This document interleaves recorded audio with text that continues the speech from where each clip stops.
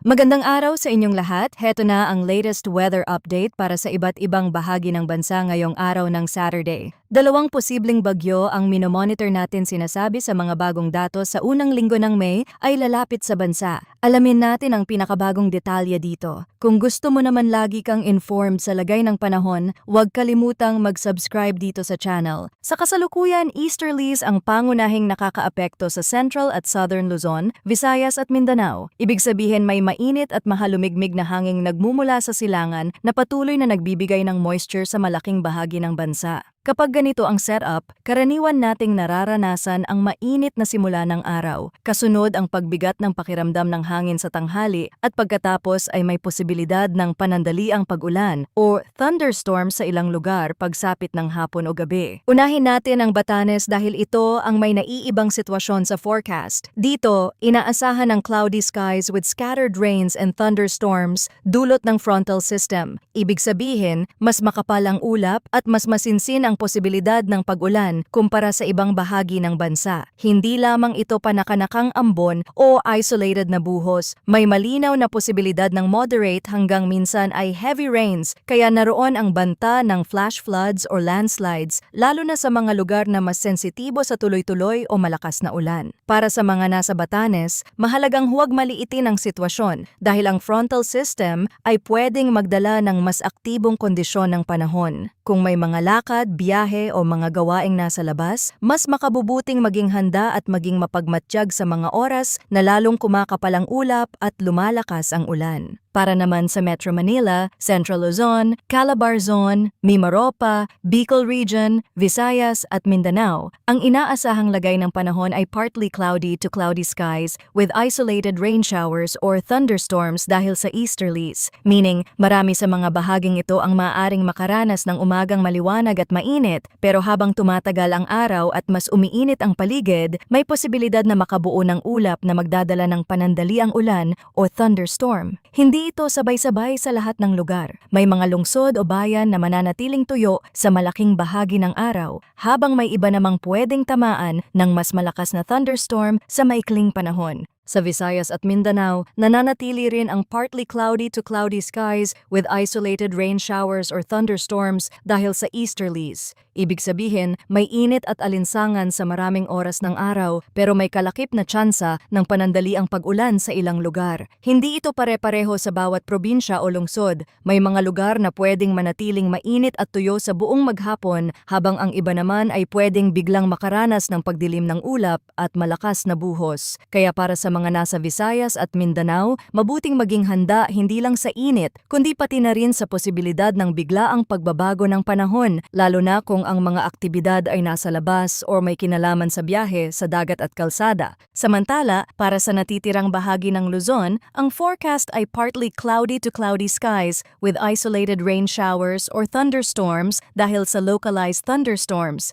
Ibig sabihin, hindi easterlies ang pangunahing dahilan ng ulan sa mga bahaging ito, kundi ang mismong lokal na pagbuo ng thunderstorm dahil sa kombinasyon ng init at moisture sa paligid. Sa mas simpleng paliwanag, habang umiinit ang lupa at ang hangin sa ibabaw nito, mas nagiging favorable ang kondisyon para sa pagbuo ng makakapal na ulap na pwedeng mauwi sa thunderstorm. Kaya kahit hindi gaanong direktang naaapektuhan ng easterlies ang ilang bahagi ng Luzon, hindi pa rin dapat magpakampante lalo na sa hapon kung kailan mas mataas ang tsansa ng localized thunderstorms. Pagdating naman sa hangin at kondisyon ng karagatan, sa northern at central Luzon, inaasahan ang mahina hanggang katamtamang lakas ng hangin na magmumula sa timog silangan hanggang timog kanluran. Ang coastal waters dito ay slight to moderate na may taas ng alon na nasa 0.6 hanggang 1.8 meters. Sa natitirang bahagi naman ng bansa, mahina hanggang katamtaman ng hangin at ito ay magmumula sa silangan hanggang timog silangan. Ang mga karagatan ay slight to moderate rin na may taas ng alon na nasa 0.6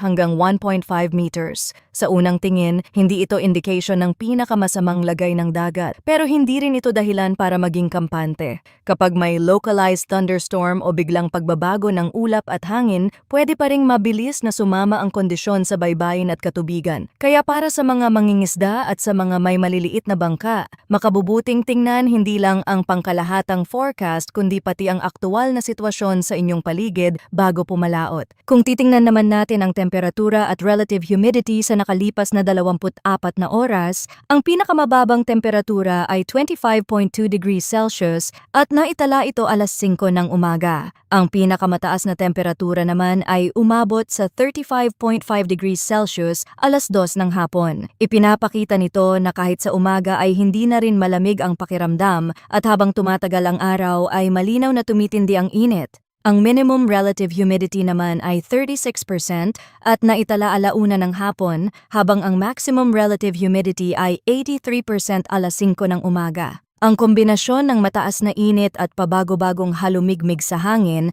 ang dahilan kung bakit mabigat ang pakiramdam ng panahon sa maraming lugar, lalo na mula tanghali hanggang hapon. Ngayon, pag-usapan naman natin ang latest tropical cyclone update na inilabas ng PAGASA. Para sa week 1 mula April 23 hanggang April 29, walang nakikitang TC-like vortex or TCLV sa loob ng binabantayang domain. Ibig sabihin, sa mas malapit na panahon wala tayong inaasahan na pagbuo ng bagyo sa loob ng monitoring area at sa ngayon ay unlikely ang tropical cyclone development sa week 1. Mahalaga ang bahaging ito dahil ipinapakita nitong sa mga darating na araw, mas nangingibabaw pa rin ang epekto ng easterlies, init at localized thunderstorms sa ating lagay ng panahon kaysa sa direktang banta ng isang bagyo. Pero pagdating sa week 2, mula April 30 hanggang May 6, may pagbabago sa outlook. Nakikita na may TCLV 1 at 2 na posibleng lumitaw sa silangang boundary ng binabantayang domain at sa ngayon ay may low chance ng tropical cyclone development sa week 2. Sa ngayon, wala pa itong malinaw at matibay na senyales ng agarang banta pero may mga unang indikasyon na sa huling linggo ng April ay pwedeng magkaroon ng development mula sa silangan. Kung sisilipin ang ipinapakita ng ilang weather model para sa week 2, may senyales ng dalawang posibleng bagyo na manggagaling sa silangan. Ang unang posibleng sistema ay ipinapakitang may direksyong maaaring lumapit o maglandfall sa may northern Luzon, nagbago ang galaw nito kumpara sa mga previous forecast.